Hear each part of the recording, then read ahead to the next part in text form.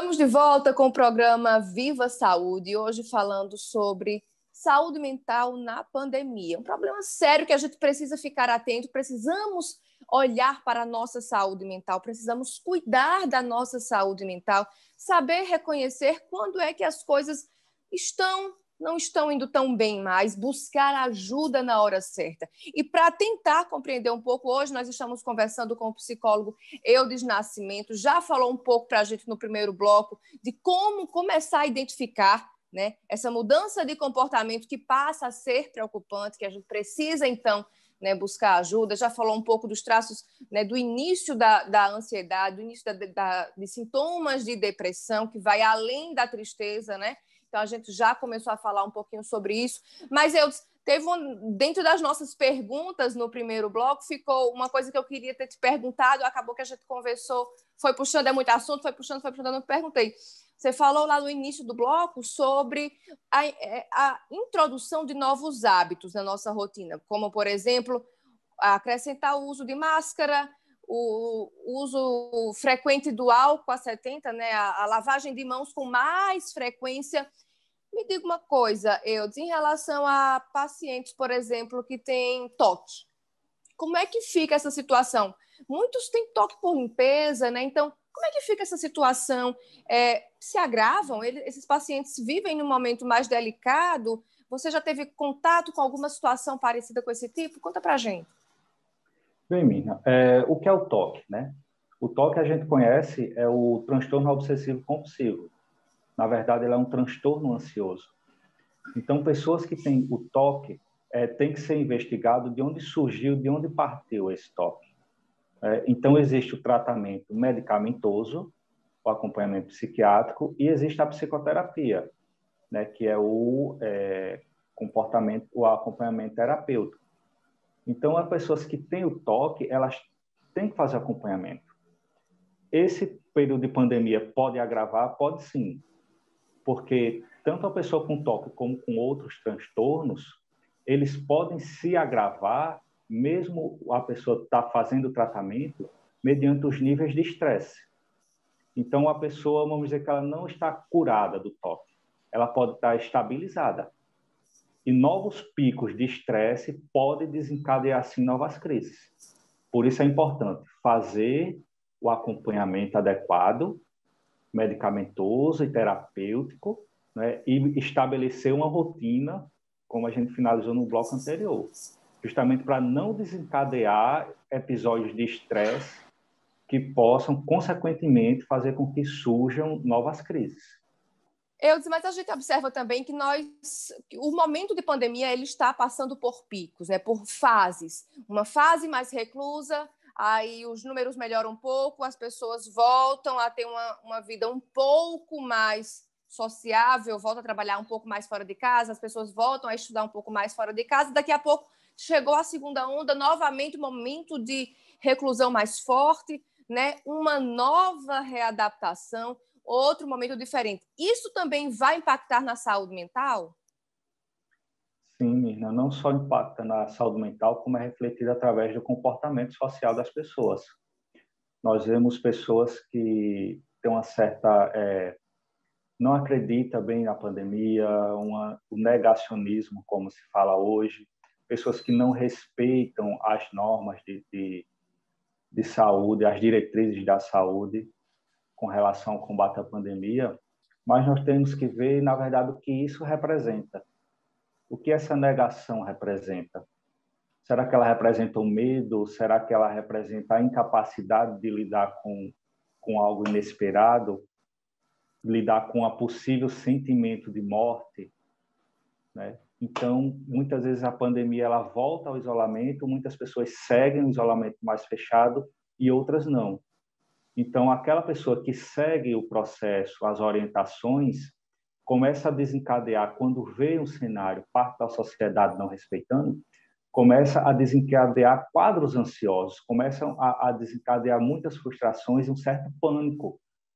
E aí a sentimento de incapacidade, ela aumenta, né? E, consequentemente, as pessoas que não respeitam o isolamento nesse momento, onde é necessário fechar mais, Na verdade, o que aquela pessoa está querendo demonstrar, o que aquela negação da doença, da pandemia representa. Será que ela não representaria uma dificuldade em lidar com um risco iminente de morte, de lidar com a situação de doença que não se pode reagir de forma mais incisiva, que não depende daquele sujeito, e sim de terceiros para cuidar da saúde dele, por assim dizer, o medo da hospitalização? Então, temos vários cenários, né, onde começa a surgir uma crença onde se joga o que sente fome contra o que não pode respirar. Então, a partir daí, começa a surgir uma discussão que, na verdade, a gente vê que tudo isso representa um pânico. Na verdade, são demonstrações, isso são representações comportamentais que nós sofremos na nossa saúde mental devido à situação que estamos vivendo. Em relação às crianças, muitas crianças estão em casa, inclusive numa fase em que ir à escola é muito mais uma questão de sociabilização, né, de manejo social, de aprender ali essas ferramentas sociais. Enfim, muitas estão em casa e, como você já bem colocou, né, nós também, além disso, estamos com uma gama de crianças que estão se tornando órfãos aqui na pandemia. Essa situação, de que maneira ela pode prejudicar a saúde mental dessas crianças? A gente consegue mensurar de alguma forma ou ainda é muito prematuro para falar sobre isso? Mirna, a princípio, nós percebemos sim muitas crianças com traços ansiosos em casa, nesse período de isolamento. Mas, a princípio, muito desses casos está relacionado ao ambiente familiar, né?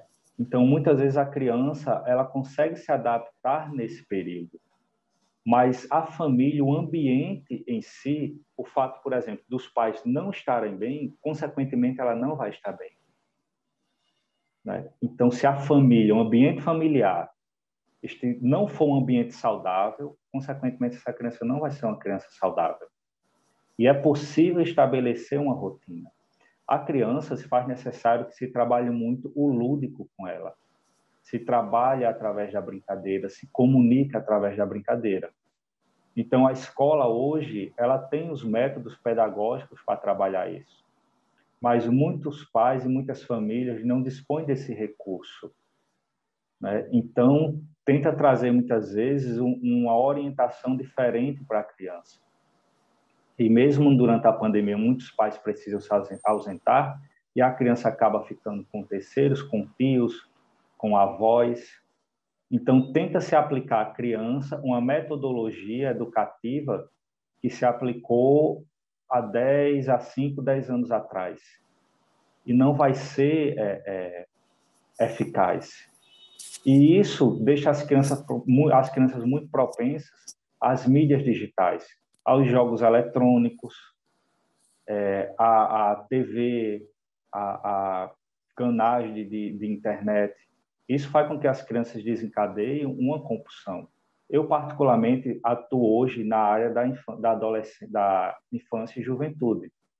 E o cenário, a quantidade de adolescentes que eu atendo hoje, que desencadearam o que nós conhecemos hoje, que inclusive vai ser incluso no próximo CID, que é o jogo patológico, é algo assim absurdo. Crianças que criam uma dependência de jogos eletrônicos, adolescentes que criaram e desencadearam uma dependência de jogos eletrônicos, que passam por um processo de abstinência, que o comportamento pode se dizer como um comportamento de uma pessoa que está passando por abstinência do uso de drogas, por exemplo. Comportamentos ansiosos, crises, choro, negociação, período depressivo, barganha, revolta. Então, os pais têm que ficar atentos a isso. Muitas vezes é um recurso que algumas famílias, por sua limitação, vê de interagir aquele jovem. Mas tem que ter cuidado com as consequências disso. Hoje o nós equilíbrio é atendemos importante, não é, Eudes? Por exemplo, nós atendemos crianças hoje de 10 anos de idade que não sabem correr, que não conseguem brincar. E isso adoece, né? Então, como a criança está inserida muito no ambiente familiar hoje, muito próximo dos pais, existem problemas que são dos pais, não são pertinentes à criança. Então, é importante saber dividir isso e saber que a criança precisa do espaço dela e não buscar substituir determinadas atenções por outros recursos, por exemplo, como jogos eletrônicos. Então, partilhar de momentos, seja sentar para assistir um filme, seja um jogo de tabuleiro, seja uma conversa, seja um contar de histórias. Então, precisamos ter um olhar especial para as crianças e entender que nem tudo é patologia. Muitas vezes, os pais, para justificar o reflexo da criança mediante o ambiente familiar, começam a patologizar, como eu posso dizer, a rotular a criança. Esse menino não é normal, esse menino está com ansiedade, esse menino está dessa forma, esse menino está doente, quando, na verdade, ele está representando o ambiente que ele vive. Exatamente, que aí realmente é preciso colocar cada coisinha no seu lugar. Sim. E os pais também precisam muito sair dessa zona de conforto. Realmente, na hora que você está mais em casa, você vai precisar ir jogar com seu filho, dentro de casa, se reinventar mesmo, se não dá para sair, se não dá para ir brincar na rua, vai ter que fazer alguma coisa dentro de casa, afastar o sofá, desenhar uma amarelinha no chão, pegar giz, fazer isso, e realmente criar alternativas para que ele também, para que aquela criança também possa descarregar a quantidade de energia que se tem. Não é, Eudes? A gente está falando de crianças, crianças que, né, têm uma carga de energia muito grande, que é uma coisa boa delas e é natural da fase delas. Então, realmente, elas precisam dar vazão a tudo isso e os pais precisam ter essa sensibilidade que agora, mais que nunca, depende muito deles também, né? Claro, sem tantas culpas, mas depende deles também. Sim, depende muito dos pais. E isso é algo preocupante, Mirna, que muitas vezes isso faz com que a criança comece a ser vista de outra forma, a ser tratado como uma criança problemática, a ser tratado como uma criança hiperativa, a ser criada, vista como uma criança que não é normal. Infelizmente, a gente escuta esse tipo de discurso de alguns pais, quando, na verdade, ela está respondendo, na verdade, aquilo é um efeito de resposta ao que ela está passando. Então, é possível trabalhar, sim, as crianças. As crianças, Mina, elas são adaptáveis. A criança, ela tem um mundo imaginário, ela tem um mundo de fantasias. Então, a partir dessa fantasia, a partir desse imaginário, pode-se criar muita coisa. Pode-se viver, experienciar e desencadear emoções, boas emoções. Um exemplo disso que eu posso trazer é se você tem uma criança de 5, 6, 7 anos e você diz a ela, por exemplo, que ela ouve uma história onde tem um monstro dentro do armário, dentro do guarda-roupa. À noite ela não vai dormir, ela vai chorar, ela vai ter medo, ela chega a ter taquicardia, ou seja, toda a fisiologia dela vai mudar diante a uma produção imaginária. Então, isso era tão comum antigamente, hein? Então, isso a gente vê o quanto o imaginário é importante, o quanto o lúdico trabalhar, o lúdico é importante. Então, se você está tendo dificuldade com a criança, se ela já é uma criança ainda de 3, 4, 5 anos, 2 anos, se você está tendo dificuldade de comunicação com ela, então busca um personagem, busca falar com ela, conversar com ela com um fantoche, seja com o ursinho que ela gosta, com o brinquedo, e a partir daí fazer essa interação lúdica e permitir que ela expresse. A criança pode jogar um brinquedo no chão? Ela pode. Ela pode gritar? Ela pode. Por quê? É a maneira que ela tem de expressar o que ela está sentindo. Raiva, frustração, que ela também sente. Só que o mecanismo naquele momento que ela tem para expressar é aquele. Então, não é indicado se reprimir ou suprimir aquele comportamento, porque, na verdade, você vai estar suprimindo a expressão de uma emoção. Então, você espera aquele episódio passar e, a partir daí, você conversa, vai entender por que aquilo aconteceu. E não, a princípio, repreender, porque isso aí vai desencadear outro fator estressante. E aí vem aquele efeito cascata. né, que vai ainda afetando ainda mais a saúde mental, as interações sociais, né, e, consequentemente, o bem-estar da família de uma forma geral.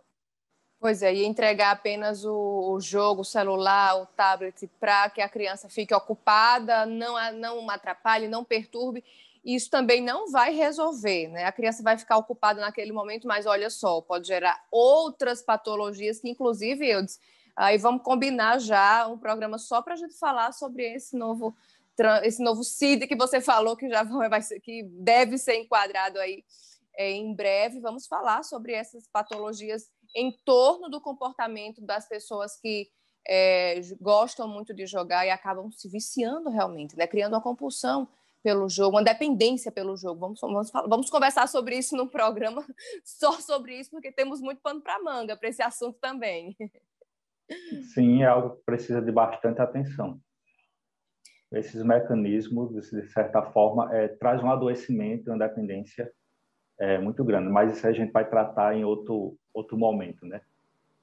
Eudes, nós falamos bastante, né? Você contou brilhantemente para a gente sobre alguns sinais que podem indicar, né, ou o agravamento de algum transtorno, ou o início de algum quadro de ansiedade, de depressão, enfim. Mas, além de tudo isso, a gente sabe também que tem muitas pessoas que hoje que começaram a sentir, a ter esses sintomas, a apresentar esses sinais, mas que ainda têm muito preconceito, tanto em buscar ajuda, ajuda de um psicólogo e também, principalmente, a ajuda de um psiquiatra ou mesmo aderir a alguma medicação que a gente sabe que em muitos momentos, em momentos determinados, pode se tornar necessário. O que é que você fala para essas pessoas que ainda acham que tomar alguma medicação que vai acalmar, alguma medicação que vai trazer benefícios mentais, qual é o conselho que você dá para essas pessoas que ainda têm esse preconceito de achar que buscar terapia, buscar ajuda com psiquiatra ainda não é um caminho? Olha, Mirna, hoje, infelizmente, é algo que ainda nos deparamos muito, né? Trazendo, inclusive, até para a infância, muitos pais que não aceitam, inclusive, que o adolescente, o jovem precise de acompanhamento. Quando a gente fala em acompanhamento psiquiátrico e acompanhamento psicológico, se faz necessário, né? Quando o nosso corpo começa a refletir o nosso estado emocional, quando o nosso estado emocional começa a refletir de forma negativa nas nossas interações sociais, é sinal que algo está errado. Então, se a gente começa a refletir as nossas emoções de forma negativa nas nossas relações sociais, e se nós começamos a somatizar aquilo que estamos sentindo, então é necessário um momento de intervenção. Se criou uma fantasia de que, falando de uma forma pejorativa, psicólogo e psiquiatra é coisa de doido. Até hoje, quando a gente entra na faculdade, o que a gente diz que é psicólogo, alguém olha para a gente e diz, você é psicólogo, então você lida com doido. De uma forma pejorativa, discriminatória. E a saúde mental, ela reflete muito mais nas nossas relações pessoais do que se imagina, inclusive no nosso comportamento. O que vemos nesse período de pandemia? O aumento expressivo no uso de álcool, no uso de drogas lícitas, ilícitas, né? Então, se busca recursos como uma forma de fuga para amenizar um sofrimento psíquico, causar uma certa anestesia, né? Onde um acompanhamento terapêutico psiquiátrico seria muito mais efeito e não causaria dano. Então, as medicações hoje, quando se tem diabetes, o psiquiatra é uma pessoa que vai tomar uma medicação e vai ficar, vamos dizer assim, lento, lerdo, apático, sem expressões. Hoje não é assim. As medicações, as fórmulas das medicações estão muito mais atualizadas. São medicações que não causam dependência, são medicações que não trazem efeitos colaterais, né? Então, que são ajustáveis a cada determinação. Então, Mina, para se ter uma condição de vida saudável, em determinados momentos, se vendo que é necessário, é importante, sim, avaliação psiquiátrica, como também é importante, sim, o acompanhamento terapêutico, porque o acompanhamento psiquiátrico vai trabalhar os sintomas que você está manifestando. E a psicologia, o comportamento psicoterapêutico, vai justamente trabalhar as suas interações comportamentais. Como eu disse há um certo momento, as emoções, elas fazem parte da condição humana. A questão é como você vivencia elas, para ela não lhe afetar, e como você representa isso no seu meio social. Então, se faz necessário, independente de cor, de raça, de etnia, de condição financeira, se faz necessário cuidarmos da nossa saúde mental, pararmos e vermos o que precisamos trabalhar, buscar ajuda. Né? Temos que parar e aceitar, Mirna, inclusive, não ver as pessoas, não rotular as pessoas que fazem acompanhamento psiquiátrico ou psicoterapêutico. Porque, infelizmente, vemos hoje uma discriminação também de muitas pessoas onde no seu convívio social tem pessoas que fazem acompanhamento e ouvimos o discurso lamentável de dizer fulano é desse jeito, mas ele faz acompanhamento psicológico. Fulano é desse jeito, mas ele toma remédio controlado.